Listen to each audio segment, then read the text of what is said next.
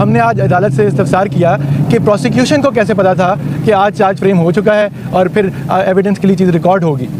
दूसरा ये एप्लीकेशन फिर उन्होंने कहा कि जी हमने मौके पे दी, हमें जब चार्ज फ्रेम हो गया, लेकिन वो जो एप्लीकेशन थी वो टाइप्ड फॉर्म के अंदर थी। हमने ये भी एतराज़ उठाया कि हम तो सवाए कलम और कागज़ के अंदर और कुछ लेके नहीं जा सकते, अंदर टाइपिंग कैसे हो सकती। बहरहाल इस सारी चीज़ के बावजूद आज इसके ऊपर प्रोसिक्यूशन ने भी बहस की और हमने मुकम्मल दलाइल दिए कि कैसे इन कैमरा ट्रायल इस मामले में नहीं होना चाहिए। इस मामले का जो चलान है वो वही है जो चलान पिछले ट्रायल के लिए दिया गया था, जिसको इस्लामाबाद हाई कोर्ट ने कलादम करार दिया।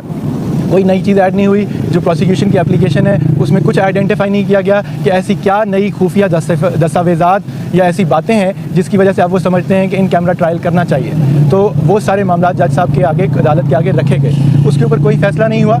आज जो है अदालत ने अपनी हेयरिंग जो है मुअख्खर कर दी है। हमें अभी नहीं पता कि अब अदालत जो है वो कल लगेगी, अगले हफ्ते लगेगी, प्रोसीडिंग होंगी क्या।